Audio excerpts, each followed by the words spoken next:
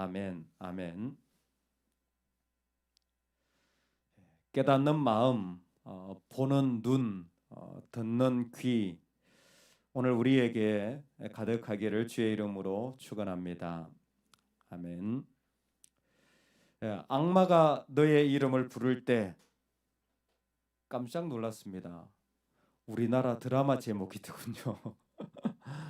사단이 우리에게 다가올 때 하는 일이 뭐냐면 우리의 눈과 우리의 귀와 우리의 마음을 사로잡는데, 그 드라마 제목에 보니까 드라마의 타이틀이 이렇게 돼 있어요. 악마가 너의 이름을 부를 때는 너의 눈과 너의 귀까지 사로잡는다. 이야, 그 PD가 크리스찬인가 봐요. 할렐루야. 여러분, 참 이 말씀이 우리에게 주어지는 게, 복이 뭐라고 했죠? 머리, 어깨, 무릎이라 그랬잖아요. 복이 무릎이라 그랬어요. 무릎을 꿇을 줄 알아야 되는데 무릎이 안 꿇어지는 거예요. 왜요? 마음이 어두워졌고 눈이 안 보이고 귀가 안 들리기 때문이에요. 하나님은 이 일을 정확하게 아시는 거예요. 우리가 그 일에 순종하지 못하는 이유는 그 일이 어렵기 때문이 아니에요. 힘들기 때문이 아니에요. 내 마음이 벌써 사단의 마음으로 어두워진 그림자들이 가득하기 때문입니다. 저와 여러분의 눈과 귀는, 그 마음은 하나님께 온전히 사로잡히기를 주의 이름으로 축원합니다. 아멘. 여러분, 이 일은 먼저 좀 이런 선 이해가 좀 필요한 것 같아요. 어떻게 그렇게 그 눈이 떠이고, 어떻게 그 귀가 열리고, 어떻게 그 마음이 정말 하나님을 크게 들을 수 있는 사람이 되느냐 하면 두 가지를 하나님 말씀하시는 것 같아요. 참 지혜인 것 같습니다. 첫 번째는 공동체적인 신앙의 유산이에요. 이 광야 세대가 있기 전에, 이 2세대가 있기 전에 1세대가 있었잖아요. 이 백성에게 하는 말이 뭐냐면, 너희들은 다 몰라도 그 중에 믿음의 선배들, 너희 부모들은 경험하지 않았니? 그게 뭐예요? 부모는 돌아가셔도 이 공동체에 신앙적 유산으로 남아있다라는 거예요. 하나님 그걸 참 소중하게 사용하시는 것 같아요. 그 안에 하나님께서 그 믿음의 선배들을 통하여 준 간접적인 경험들이죠. 간접적인 체험들이에요. 그게 너희들 가운데 있지 않느냐?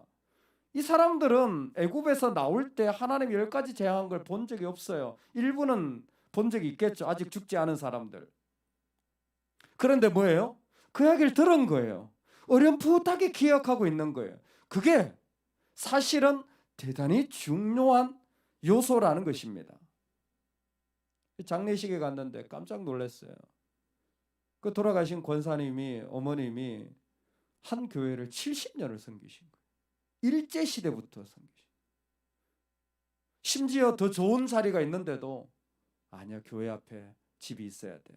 어머님 고집으로 그 집을 그냥 지금도 그렇게 해 사신다는. 여러분, 한 교회를 섬기면서 얼마나 어려움이 많았겠습니까? 제가 가만히 생각해 보니까 세상에 그 일제시대 때 항일운동 할 때요, 다 항일운동 나간 게 아니에요. 일부는요, 일본에 또 숙이고 간 사람들도 많아요. 교회 안에 말이죠. 6.25 전쟁이 일어났을 때 다 남한만 있었던 게 아닙니다. 우리 안에도 북한의 그런 공산주의에 동조했던 사람들도 있었어요. 여러분, 박정희 시절에, 그 어려웠던 시절에 유신 정권에 또 정권에 빌붙어 살았던 사람들이 얼마나 많습니까? 그게 다 교회 안에 있었어요. 그래서 이 수도권 지역의 교회들 가운데요, 청년들이 교회 대자보 붙이고 난리도 아니었던 80년대가 있습니다. 무슨 뭐 운동 뭐 생각을 바꿔야 된다고. 그게 교회 안에 다 일어났던데 얼마나 그 안에 수많은 어려움이 있겠습니까? 많은. 그 어머님이 그 마지막을 그렇게 다 섬기고 돌아가신 거예요. 그러니까 제가 말이 가능한 거예요. 집사님, 정신 차리고 신앙생활 하세요. 장례식에서 그 말이 가능한 건 그 집에 유산이 있기 때문이에요. 만약 정말 그분이 그런 은혜의 분위기가 없다면요, 권면을 못 합니다. 이거는 개인도 마찬가지예요. 그분이 지금 영적인 은혜의 자리에 있지 못하는데 권면을 할 수가 없어요. 한마디도 말을 못해요. 섬김도 말을 못해요. 왜? 그거는 바로 넘어지는 자리가 될 수 있는 위험성이 있기 때문에.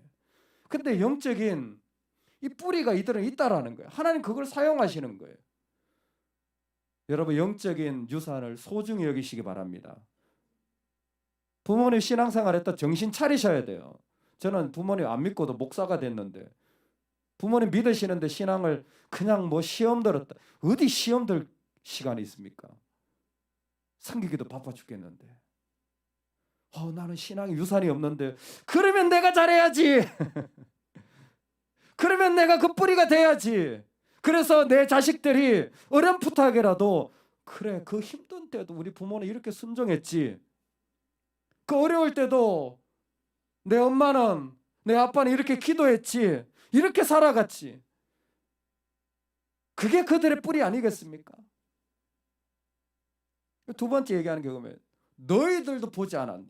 이제 네가 그렇게 되라는 거예요. 하나는 공동체적 유산이 있지만 또 하나는 뭡니까? 내가 살아가면서 경험한 거예요.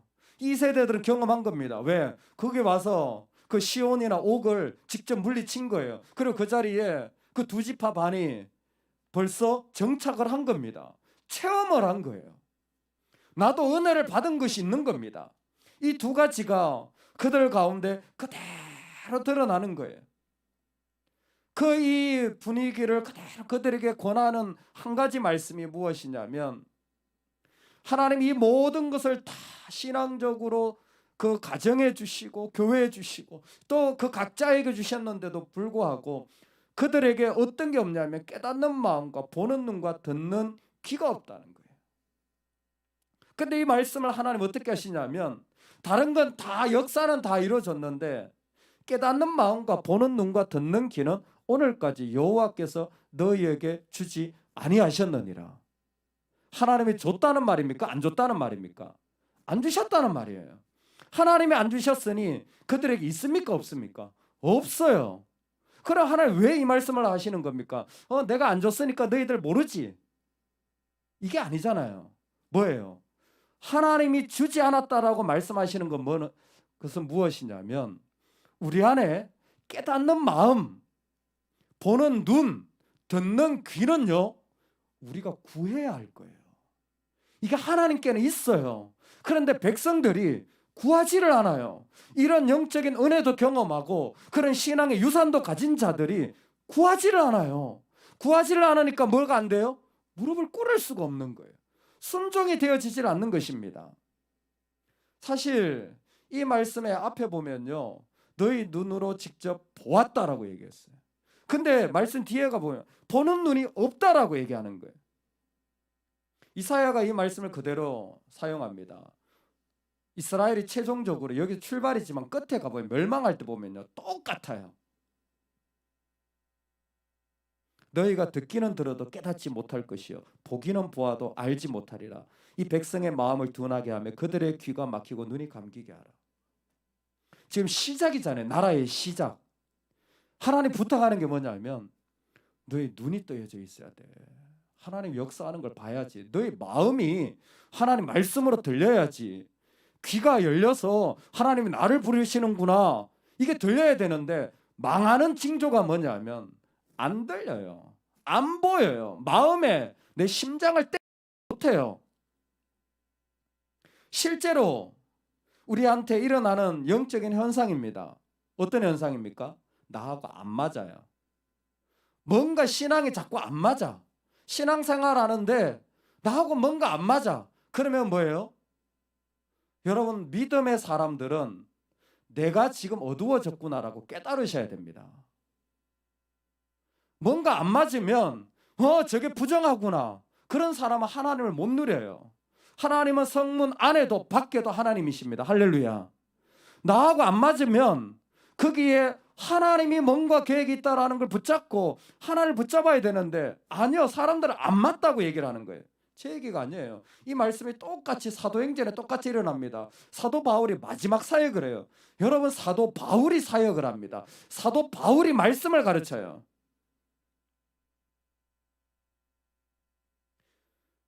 그의 우구하는 집에 많이 오니 바울이 아침부터 저녁까지 강론하여 하나님 나라를 전거하고 모세의 율법과 선지자의 말을 가지고 예수의 일로 권하더라.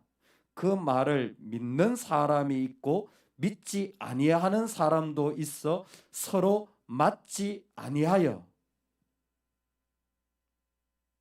백성이 이 모양 저 모양으로 흩어지는데 또 무슨 얘기하는 줄 아세요? 이사야 얘기를 하는 거예요. 들어도 듣지 못하고 보아도 깨닫지 못하는도다. 마음이 완악하여졌다는 거예요. 즉 우리가 살아가면서 실제로 교회 생활하면서 안 맞잖아요. 내가 악해진 거예요. 사람이 완전하지 않습니다. 교회가 완전하지 않아요. 맞습니다. 그런데 우리는 그렇게 보지 않아요. 내가 악해진 거예요. 내가 하나님 앞에서 순종할 줄 모르는 자가 된 거예요.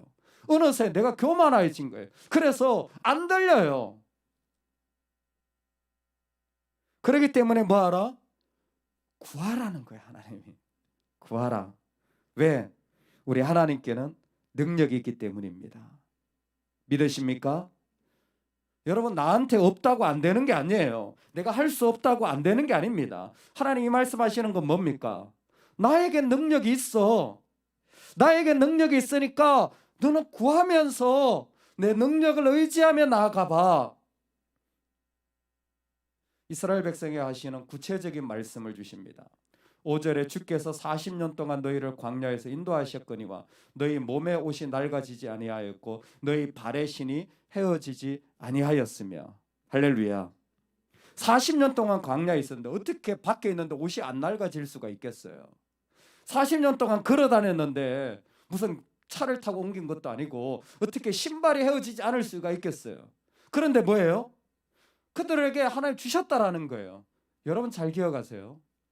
이스라엘 백성이 광야에서 먹지 못한 게 많습니다. 뭘 못 먹었죠? 네, 떡도 못 먹고, 소위 빵을 못 먹어요. 뭐죠? 부추도 못 먹고, 뭐도 못 먹고, 고기도 못 먹고.